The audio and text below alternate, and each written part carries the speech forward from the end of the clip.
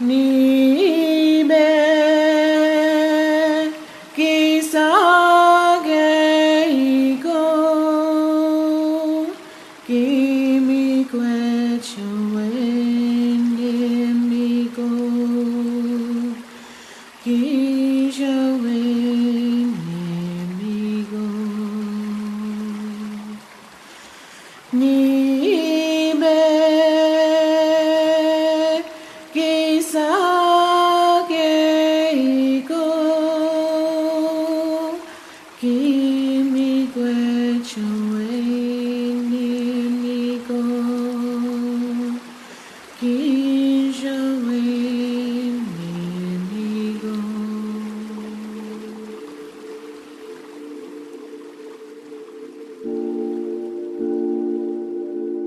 Today is United Nations World Water Day, and we wanted to build public awareness and teach other communities how Indigenous communities honor the water and how important water is to us, that it's the lifeblood of Mother Earth, and that Indigenous communities everywhere are standing up and protecting their water and honoring their water. It's part of our culture.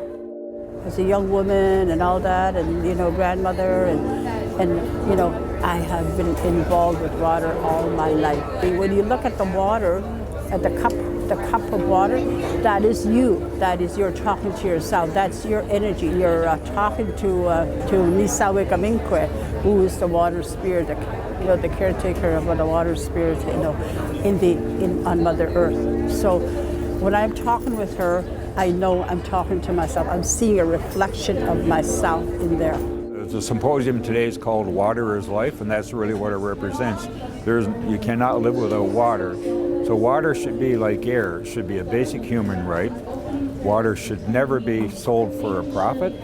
And what we're seeing around the world is that water systems are being privatized for profit rather than being for people. When you see the greed of the corporate state looking at a resource that is dependent for everybody's livelihood, to be able to separate out those people who can afford to pay for a bottle of water from those who can't, then that becomes a moral imperative to be able to say, we need to stop this. We need to return to something sane. And putting a stop to privatization and returning to the public good, it's the only natural choice we have.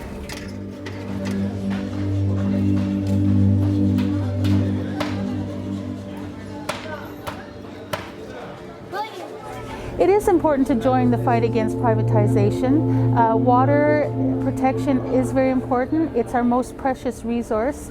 In Indigenous communities, we see that corporations put profit over people and over the environment.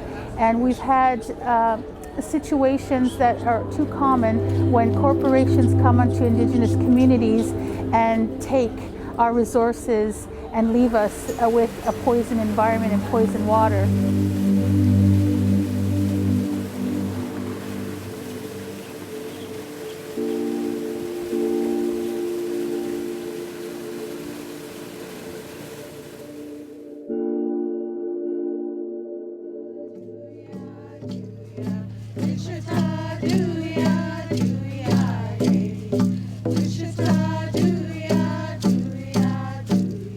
The number of member leaders rising up through is truly amazing. So it speaks to a lot of things. It's great for succession planning. It's getting young people involved, learning the value of the labor movement, learning the value of working with other community groups, with working with Indigenous communities.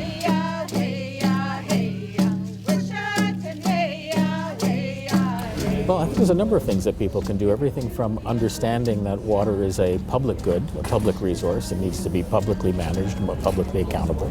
But also when we see water corporations taking groundwater or taking from municipal systems, is to resist, as many Indigenous and communities have done, is to simply, from everything as putting their bodies in front of the extraction projects, to passing legislation at the municipal level saying we're not going to allow vending contracts or privatization contracts.